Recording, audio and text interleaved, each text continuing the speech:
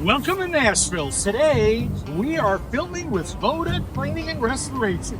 We're going to see my buddy Barrett and his wife Christina, who are amazing franchisees. And of course, the CEO of Voda Cleaning and Restoration, my buddy Dan Klatt. Come on.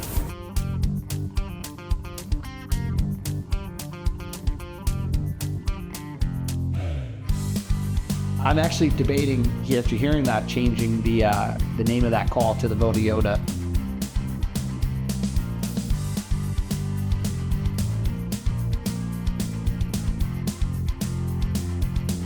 My next stop, downtown Nashville.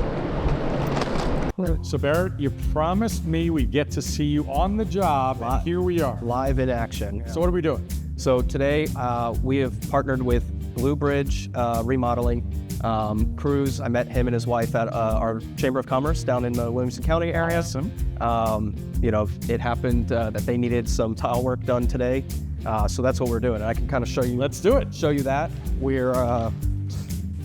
So this particular customer that Cruz is working with wanted to keep the tile, didn't want that part of the remodeling scope. So we're going to be doing our best to clean and restore that for them so that they can keep it but be happy with the condition and look of it. So awesome. Today we are cleaning out here. Do I need boots? No. You'll be all right. All right.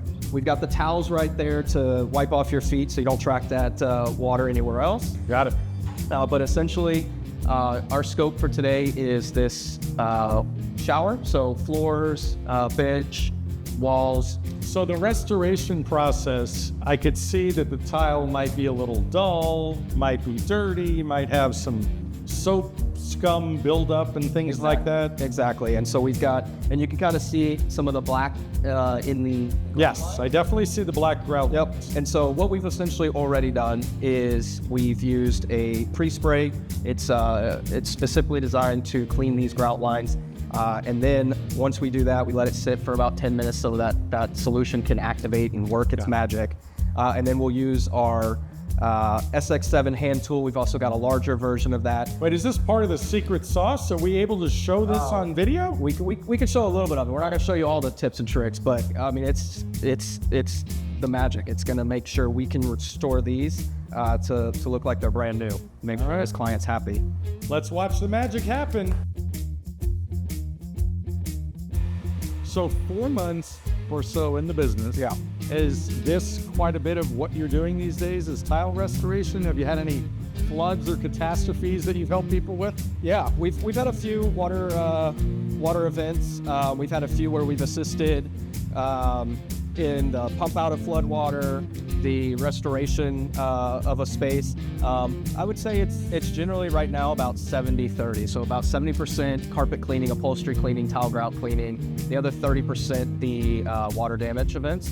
But that's to be expected, right? Yes. Those are not things you plan on. You have a lead coming through of, hey, I'm looking at getting my house restored in a week. It's middle of the night, middle of the day, something unexpected happened. A water damage event happens, and we're the ones who they give a call to. So if you come across something that maybe you didn't notice as much in training that you'd be focused on, there's that support again. Is this a Dan situation or a Voda corporate? Yeah. Do we say, Dan? Answer the phone. He shows up. He shows up. Oh. Here he is. We were talking about support and revenue. Funny you should ask. So, Dan, on a serious note, we're checking out this restoration project. Tile, ugly grout, dull tile, obviously needs to be cleaned up. That's part of what you guys do. How do you guys train on all these facets of, okay, a water heater explodes. Of course, Barrett's going to need that help and support. So someone's always available to walk him through it, because you can't go through every single thing throughout the training process, can you? Well, there's a couple things. Number one, we have our success coaches, which are all around the country available. Love that. Yeah, they're available for support, whether it's through FaceTime. They also come in the field. We've also got our group Teams channels where people can communicate. A lot of times franchise owners will answer.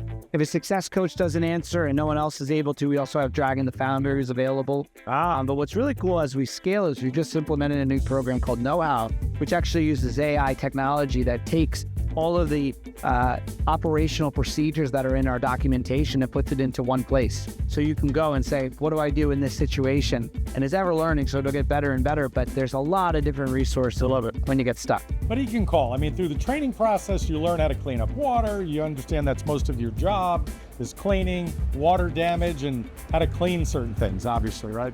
Yeah, I mean, the way we've done it is the dedicated success coach has a specific allocation of franchisees. And so if they see the phone ring and they know that it's probably emergent. And they know how to answer all these questions. And obviously with FaceTime these days, it's like they're there helping, right? Exactly. So, Dan, when it comes to the truck, this isn't an ordinary vehicle. This isn't just a panel van, so to speak, like a painter would ask. What kind of special equipment is in this truck?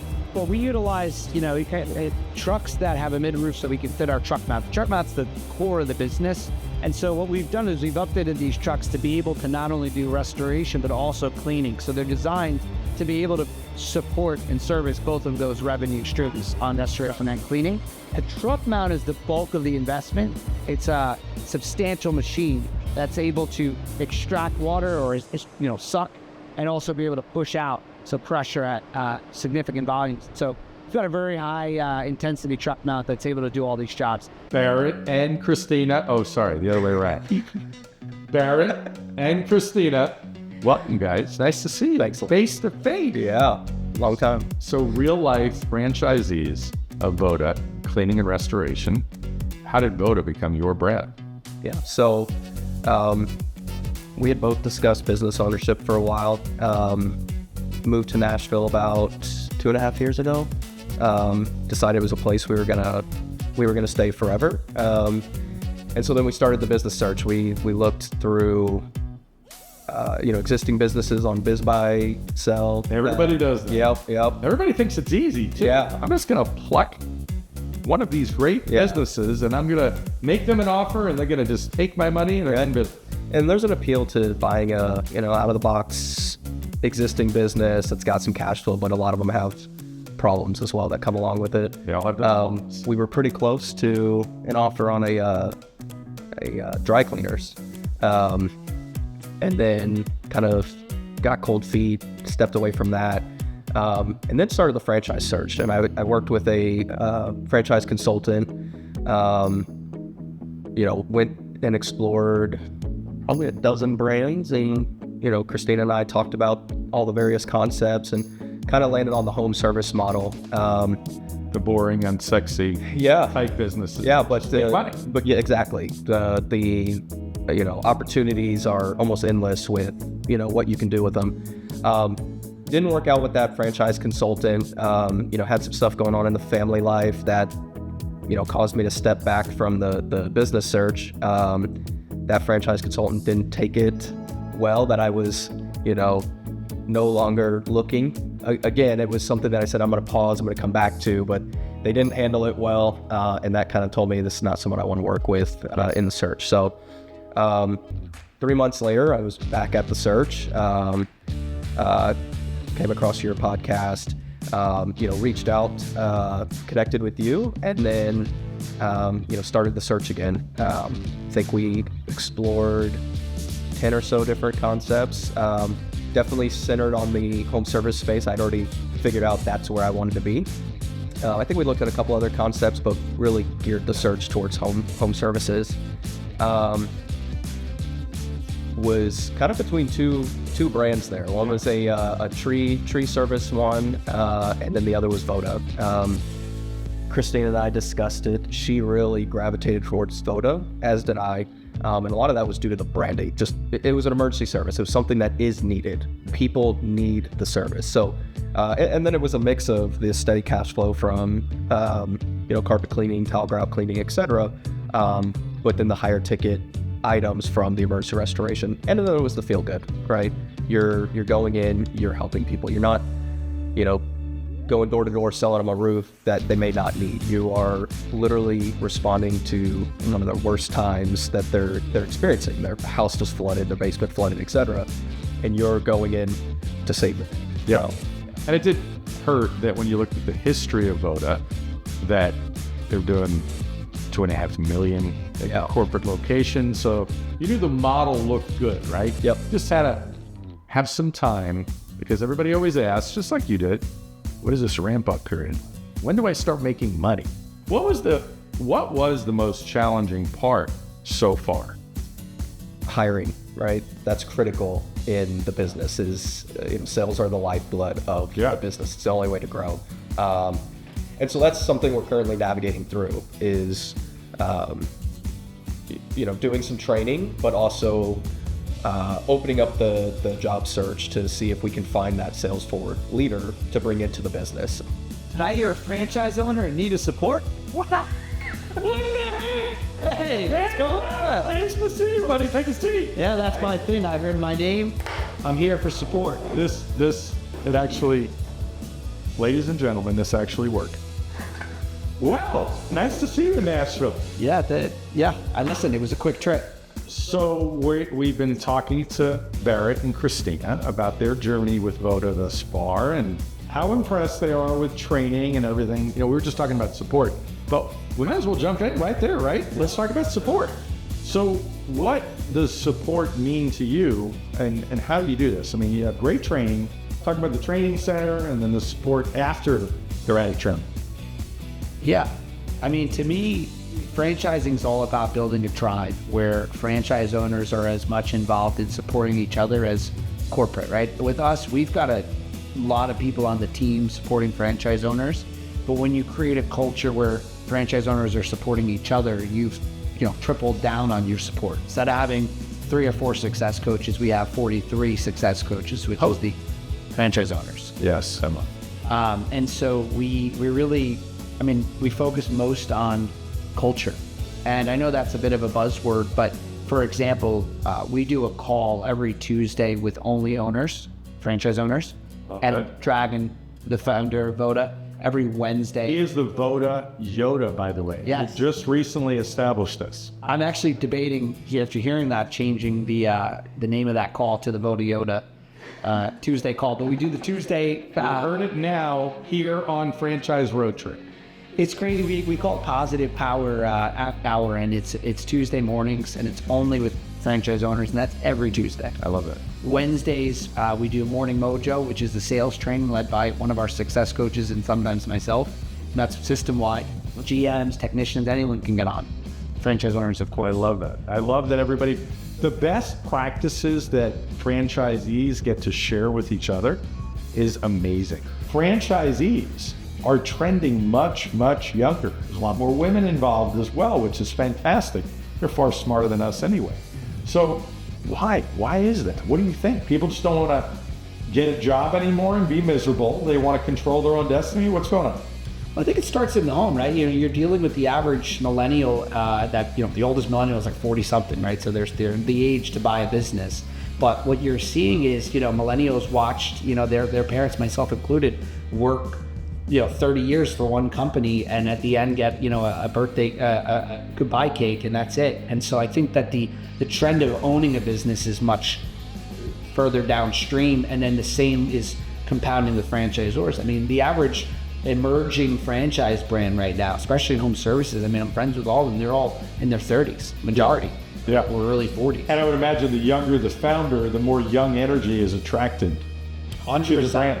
And we live in a digital age, so younger, and there's nothing wrong with the more experienced founder too. Yeah. But I think that the benefit to a younger founder is really 3 things. Typically a technological advance compared to their counterparts.